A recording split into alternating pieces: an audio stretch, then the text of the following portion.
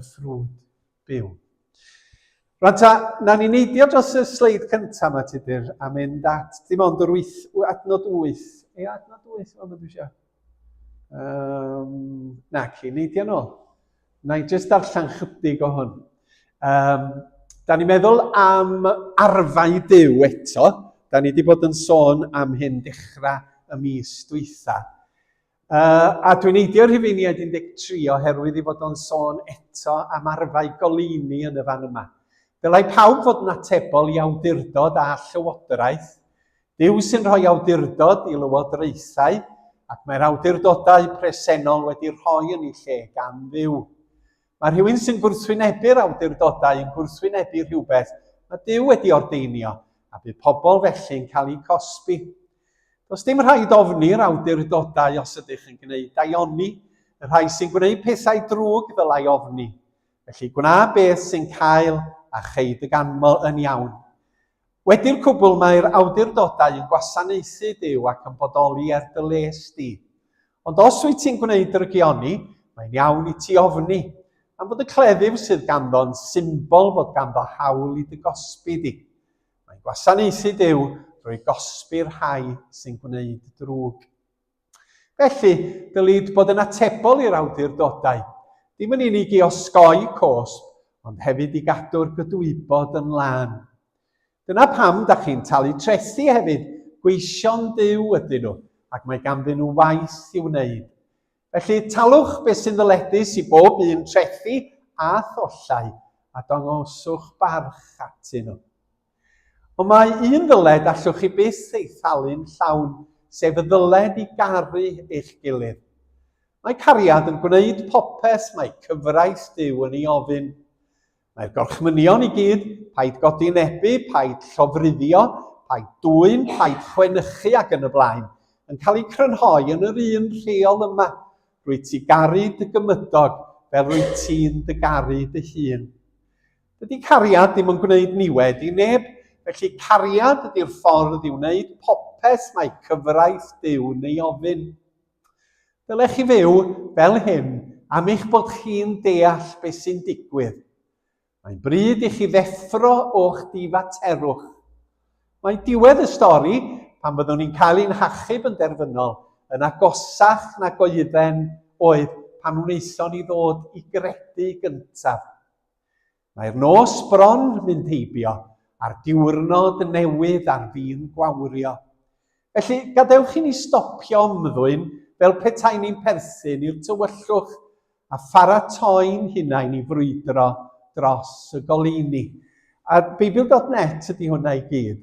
Ond yn y Beibl Cymraeg newydd, y geiriau ydy yn yr adnod yma, gadewch i ni felly roi heibio weithredoedd y tywyllwch a gwisgo arfau'r goleuni.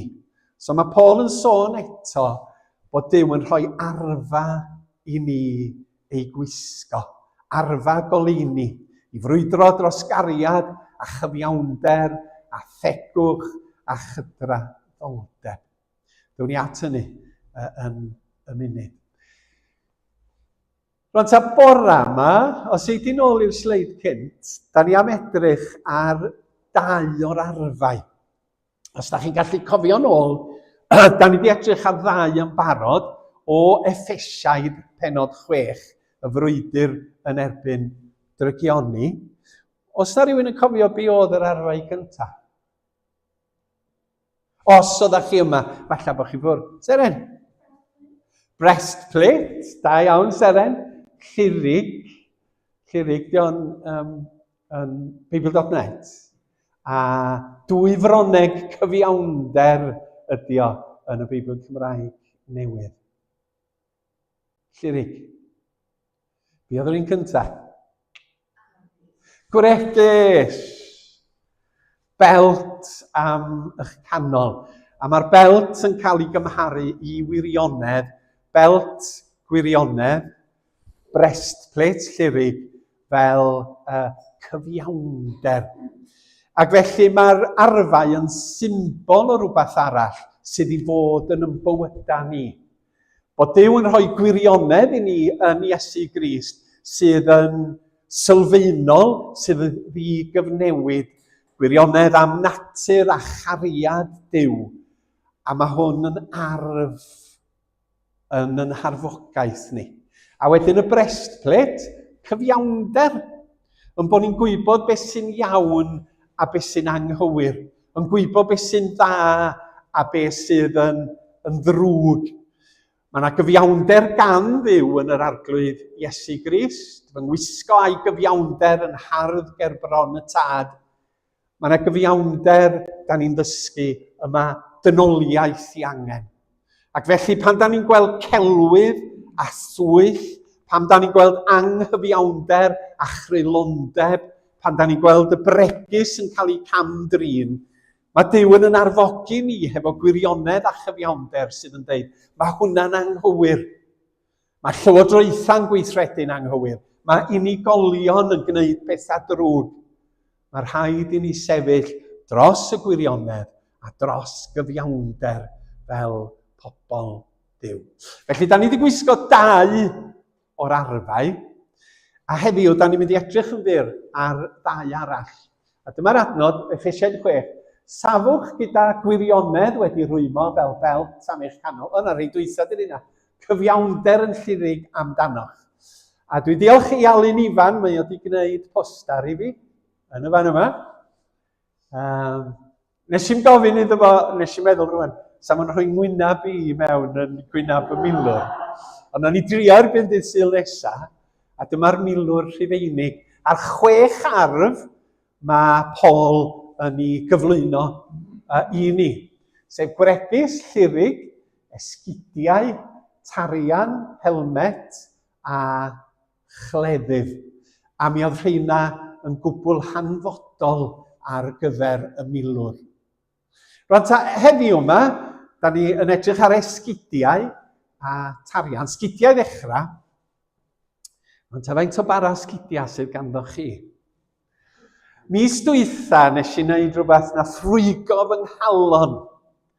Da ni'n trio clirio chydig ar y tŷ oherwydd bod o'n llawn anialwch. A mi o'n i wedi cadw par o Dr. Martins o fy nghyfnod punk parchus. Smalio bod yn punk yn arddegau lle. Ac oedden nhw'n rhoi hefo deuddag llygad lle. Oedden ni'n trio edrych yn galad yna. A wedyn oedd hwnna'n mynd hefo fy donkey jacket, ond nid unrhyw donkey jacket, ond hefo plastig ar yr ysgwydda.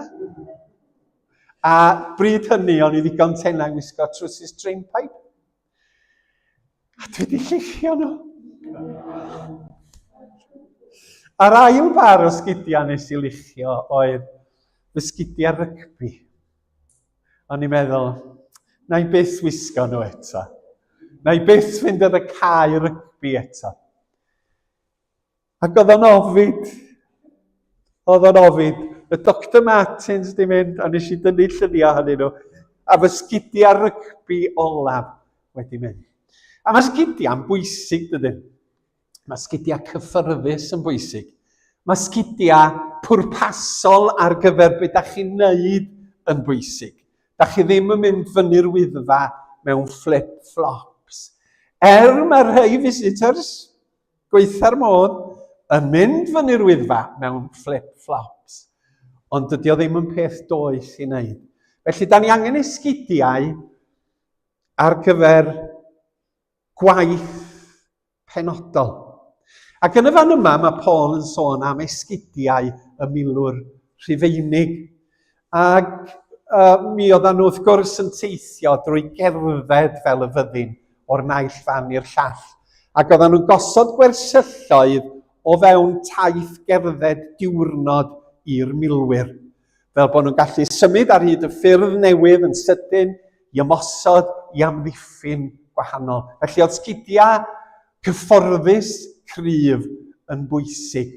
Ac oedden nhw'n debyg i sandalau oherwydd oedd traed y milwyr ddim yn gorboethi wrth gerdded, ond yn y gaea mi oedden nhw'n gwisgo sanau os oedd hi'n mynd yn rhy oer.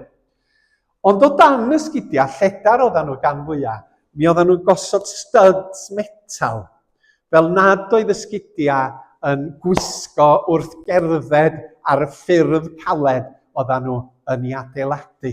Ac fedrwch chi ddychmygu milwyr Rhufeinig, o'na rhywun trwodd yn yr cyntaf o'n, yn cerdded, lle, a'r sŵn cerdded oedd yn digwydd. Felly o'na studs metal yng ngwaelod yr esgidiau. A gawn ni mlaen at y sleid nesaf, a da ni'n cael can. Dim eto, ni'n meddwl bod fi wedi rhoi rhywbeth arall i mewn. Rwan ta, allwn ni gymryd y geiriau yn Effesiaid 6. Mae rhaid mi ffeindio yr adnod yma, dwi ddim yn ei chofio hi mewn gwirionedd. Dewch chi mi weld. Effesiaid pennod 6. O'n i'n meddwl bod fi wedi rhoi ti fyny ar y sgrin. Dyma ni, Effesiaid 6. A dyma'r adnod am ysgidiau, a pharodrwydd i gyhoeddi efengil tangnefedd yn esgidiau am eich traed. Felly rhain ydy'r trydydd arf i'r milwr Cristnogol. Esgidiau, parodrwydd i gyhoeddi efengil tangnefedd am eich traed. Mae hwn yn adleisio adnod arall gan Paul yn Rhufeiniaid, lle mae o'n dweud, sut mae pobl i gredu oni bai bod nhw'n clywed am yr arglwydd Iesu Grist. Mor weddaidd yw traed yr rhai sydd yn cario newyddion da. Ac felly, mae'r esgidiau gan y milwr, a be maen nhw'n wneud, maen nhw'n galluogi chi fynd a rhannu'r newyddion da am Iesu Grist. A dyma da ni fod i wneud ynddo, mewn meddwl gair a gweithred, bod ni'n rhannu'r efengil Gristnogol, yn sôn am Iesu Grist, yn tynnu sylw pobl at Dduw, yn sôn am fywyd Iesu a'i berffeithrwydd, yn rhannu am y groes lle mae o wedi marw drosta ni, sôn am yr atgyfodiad sydd yn dod â gobaith tragwyddol. Ydy'r esgidiau yma am yn traed ni? Ydyn ni'n barod fel cynulleidfa, fel eglwys, i rannu y newyddion da? Oherwydd gwyliwch chi y newyddion heddiw yma, a da chi'n sylweddoli yr angen sydd ar y ddynoliaeth am y newyddion da Cristnogol. Oherwydd mae cymdeithas yn cael ei llenwi hefo casineb a hiliaeth a drwgdybiaeth a rhagfarnau yn erbyn pobl wahanol i ni yn hunan. Mae yna ryfela a gwrthdaro yn digwydd. Mae pobl yn hunanol, mae yna tlodi mawr a digon o adnoddau. A mae efengil Iesu Grist yn delio hefo'r holl bethau hyn, oherwydd i fod o'n mynegu cariad Duw yn rhyfeddol tuag ata ni. Wrth i mi edrych ar yr adnod yma, oedd llais Melora Parry yn dod i fy nghofi. A dwi'n cofio Melora Parry, oedd hi'n sôn am y cwr gweddi. Oedd hi dipyn o gymeriad Melora. Ni'n dda fi, oedd hi'n ffrind da i weinidog fel fi. Ac oedd hi'n sôn am fynd i'r cwr gweddi yn y 50au pan ddoth hi i Ebenezer. Ac oedd hi'n dweud mi oedd yr hen fois yn mynd i lawr i ffrynt yn y cwr gweddi. Ac oedden nhw'n penlinio, ac oedd hi'n sôn am Granville Evans oedd yn gweithio'n Saint Fagan? Garfield Evans. Ac oedd hi'n sôn am Mr Edwards, tad Meirwen Lloyd. Oedd yn dod o Farmers. Ac oedd hi'n dweud bod Tink y diwygiad ar... Mr Edwards oedd o? Morgan, Llywelyn Morgan. Dyna bod hi'n sôn amdano fo. Ac oedden nhw'n mynd i'r ffrynt yn y cwr gweddi. Ac oedden nhw'n penlinio bob amser wrth droi at yr arglwydd. A wyddwch chi be, meddwl Melora? O'n i'n gweld yr hoelion yn ei sgidia nhw. Oedden nhw'n sgleinio wrth iddyn nhw weddio. Ac oedd y darlun yma, ac nes ymlaen mewn rhyw 2 sul, fyddan ni'n dod at weddi. Mi oedden nhw'n gwisgo sgidiau hoelion mawr, fel da ni'n dweud, yn Gymraeg. Oedd yn addas i'w gwaith, ac oedden nhw'n penlinio a'r hoelion yn dangos. Da ni am weddio. Yn ôl PowerPoint efo'n gilydd. Neu can nesau at y na ni ganu hon. Da ni wedi cael ymarfer ar y dechrau. Felly, da ni am drio i weld, felly, nawn ni godi i ganu yr emyn yma. Rhywbeth o hon ydy iawn wel. Ydych chi'n gwybod ar y byd ni. Dwi'n iawn wel, Jessi.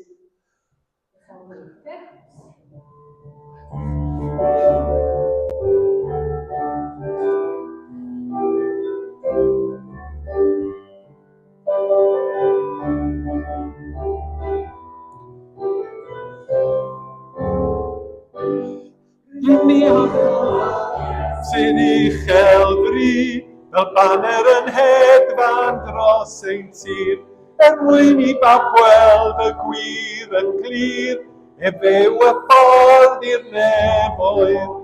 Rydyn ni am weld Iesu'n uchel-fri.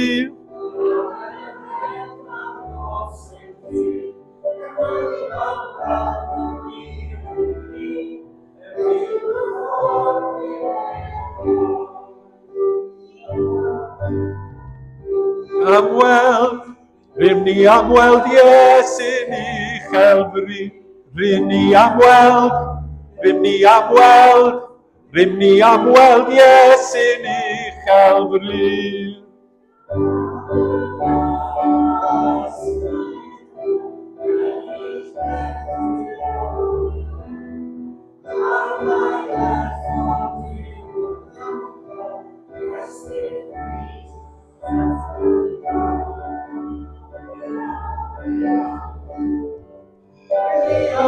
Iesu'n uchel-fri, fel banner yn hedfan dros ein tir, mwyn i bawb weld y gwir yn glir, efyw y ffordd i'r nefoedd. Rydyn ni am weld Iesu'n uchel-fri, fel banner yn hedfan dros ein tir, mwyn i bawb weld y gwir yn glir, efyw y ffordd i'r nefoedd. Fe gawn ni weld Iesu'n uchel-fri. Fe gawn ni weld Iesu'n uchel-fri. Diolch i chi. Darich chi weld Arfon Jones oedd wedi cyfieithu hwnna? Sil dwytha, o'n i'n cyflwyno caniadaeth y Cysegr ar Radio Cymru hefo 6 o ganeuon oedd Arfon wedi i cyfieithu. A mae dal online ar iPlayer, da chi'n gallu mynd yna a gwrando ar caniadaeth y Cysegr. Mae Arfon wedi cyfieithu cannoedd ar ein. Gyda ni'n twtio'n cap iddo fo, oedd o'm isio sylw, oedd o eisiau mi sôn am Iesu Grist fel bysa Arfon. Ond mae gyfraniad i Gristnogaeth yng Nghymru yn yr hanner cam mlynedd dwytha yma wedi bod yn anferthol. Os da chi mond yn sôn am cyfieithu'r Beibl i Gymraeg fwy cyfoes, da chi'n gwybod? Felly, ewch i wrando ar y caneuon. Hefyd, pnawn yma, dwi'n credu bod Gwilym Jeffs ydi ar oedfa, ar yr oedfa. Gwilym, mae Gwilym yn ffyddlon i Radio Cymru. Oedd Gwilym Jeffs yn dweud bod o wedi recordio yr oedfa bydd yn cael ei darlledu am 12 o'r gloch heddiw. Ond os da chi'n gallu cyrraedd erbyn 12, ewch i iPlayer Radio Cymru. Roedd da ni am weddio hefo'n gilydd, a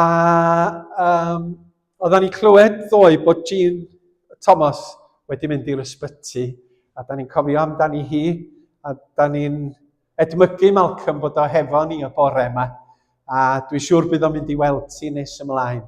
Ac ewch a cyfarchion teulu Ebeneser ati hi, a byddwn ni'n gweddio byddwn nhw'n datrys y boen sydd yn ei choes, ac y bydd ni'n cael adferiad yn y fan yna. Mae Mair Evans, Mair Emrys yn byr wael erbyn hyn. Mae'n orweddiog yn ei gwely a does na ddim ymateb Ac wrth gwrs mae Mair yn gant a thair mewn oedran mawr. Ac oeddwn ni'n clywed hefyd bod brawd yng nghyfraith Sheila wedi cael damwain ddifrifol yn syrthio od ar beic. A mae o ar peiriant cynnal bywyd yn Sbaen, Sheila? Yn Sbaen. A dydy'r argoelion ddim yn dda o gwbl.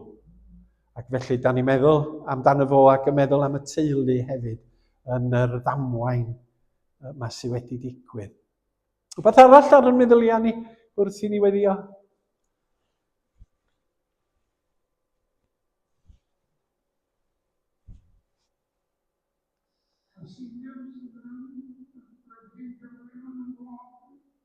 Casineb yng ngwledydd Prydain, a pobl efo llwy bren yn annog o'n aml iawn ynddo. Dylanwad y cyfryngau newydd mae'n beryglus dydy, does na'm unrhyw reolaeth arno fo. Dewch i ni weddio hefo'n gilydd. Arglwydd i'n Duw, da ni diolch am gyfle i roi yn bywyda ni yn cyd-destun dy fawredd di yn dy hun.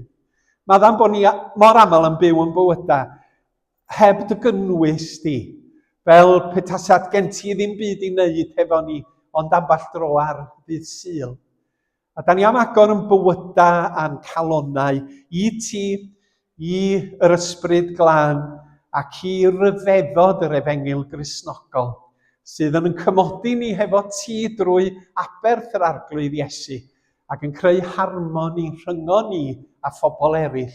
Wrth i ni wybod beth ydy gwirionedd, wrth i ni sylweddoli beth ydy cyfiawnder, ac wrth i ni sylweddoli pa mor bwysig ydy byw fel Cristnogion a rhannu'r newyddion da am Iesu Grist gyda'r byd a gyda cymdeithas. Does na ddim byd rhagorach na hyn. Does na ddim byd sydd yn newid bywyda pobl fel defengil di. Does na ddim byd sydd yn arwain llywodraethau a chenhedloedd ac arweinyddion yn rhagorach na defengil di. A da ni'n gweddio drwy'r ysbryd glân y byddi di yn miniogi yn tystiolaeth ni dros Iesu Grist, fel bod calonnau yn cael eu toddi i dderbyn y newyddion da, bod na bobl newydd yn dod i ffydd, bod na bobl fuo hefo ni yn dod yn ôl ata ni, a bod ni'n gweld effaith dy gariad di ar ein cymunedau. Fe wedi o'n dros y casineb sydd yn amlwg yn cael ei gyflwyno yn cyfnod ni. Casineb sydd yn gwneud gelyn o bobl wahanol, egwyddorion, os da ni'n gallu galw nhw hynny, sydd yn dysgu pobl i fod yn hiliol ac yn gas ac yn anfaddeugar ac yn hall tuag at bobl eraill, gan hyrwyddo hunanoldeb, gan hyrwyddo syniad, da ni yn iawn a mae pawb arall yn anghywir. Ti'r darglwydd i'n plith ni a dangos dy feddwl ath ewyllus. A da ni'n meddwl am ddylanwad y cyfryngau newydd yma. Da ni'n meddwl am ddylanwad AI ar hyn fydd yn digwydd yn ystod y blynyddoedd sydd yn dod. Ac yn sylweddoli fod y dylanwad yn drwm iawn erbyn hyn ar bobl wrth iddyn nhw dŵm sgrolio drwy fideos a gwefannau a cael ei dylanwadu diferyn wrth diferyn, gam wrth gam, tuag at bethau sydd yn anghydnaws a dy feddwl di dy hun. Da ni'n poeni'r ffordd maen nhw'n dylanwadu ar bobl ifanc ac ar blant. Fo na bwera o tu allan i'r teulu ac i ddylanwad ysgol ac i ddylanwad nain a taid yn gallu bod yn fwy trwm ar yn plant a'n pobl ifanc ni.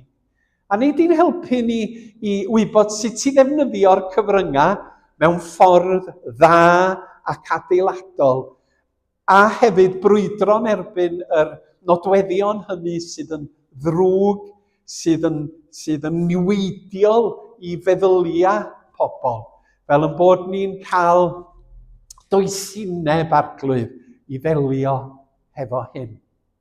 Da ni'n cyflwyno y cleifion, da ni wedi sôn amdanyn nhw. Da ni'n meddwl am Jean yn yr ysbyty. Gobeithio fydd y profion yn dod â ateb i'r boen mae'n teimlo yn ei choes, ac y byddi di yn ei gwarchod ac yn ei achau hi. A bydd yn agos at Malcolm a'r teulu sydd yn poeni gymaint amdani. Yn yr un modd, da ni'n meddwl am Mair Evans yn yr oedran mawr ac yn ei gwendid mawr, a'r daith yn dirwyn i ben arglwydd, ond da ni'n gwybod am y ffydd sydd yn ei chalon hi yn yr arglwydd. Da ni hefyd yn meddwl am Richard, brawd yng nghyfraith Sheila, a'r ddamwain erchyll sydd wedi digwydd iddo fo. Da ni byth yn rhoi ffidil yn y to bod yna rhywbeth gwirthiol yn digwydd oherwydd Duw wyt ti. Ond da ni'n ymwybodol fod yr amgylchiadau'n dywyll iawn, iawn, iawn. Ac yn gofyn y byddi di'n agos at y teulu, y byddi di'n ei cynnal a'i gwarchod nhw.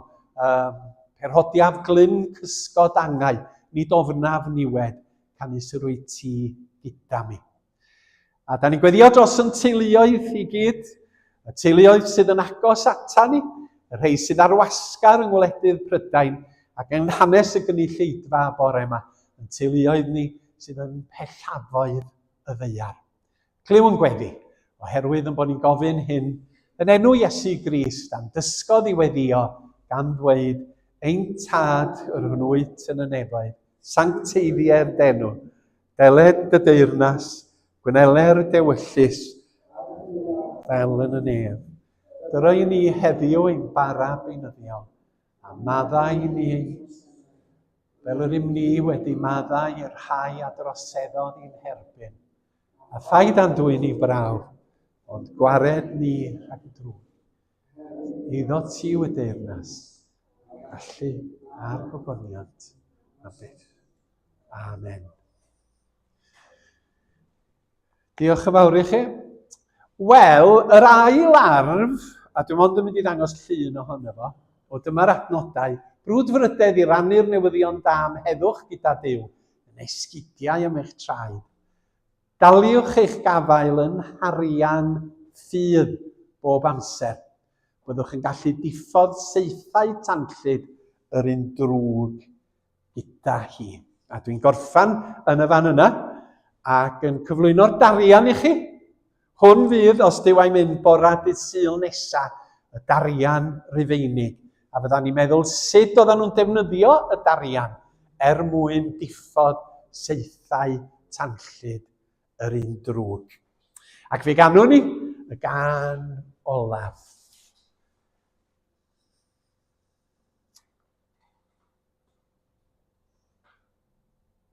Wneith Catrin chwarae trwy'r alaw, fel y bod ni'n cael yn atgoffa, ond ydych chi'n chwilio am, oedd Catrin yn chwilio am caneuon oedd yn wneud ac arfau.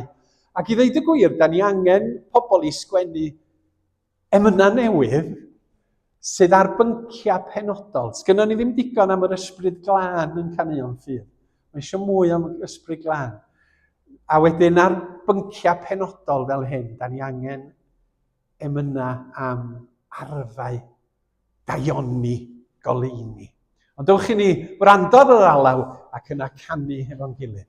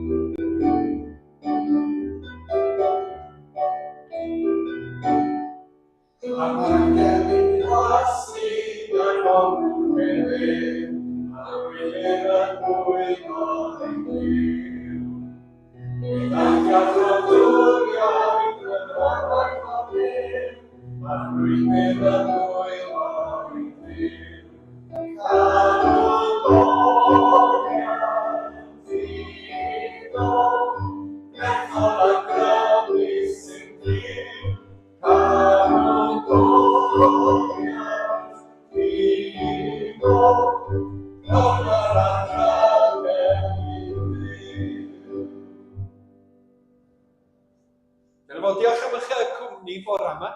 Mae paned i ddilyn i ni gael cymdeithasu. Os da chi eisiau sgwrs efo Rachel am ei phrofiadau, mae'n barod i siarad efo chi. Gawn ni rannu'r gras gyda'n gilydd. Gras ein hanrwydd Iesu Grist, a chariad Duw, a chymdeithas yr ysbryd glân.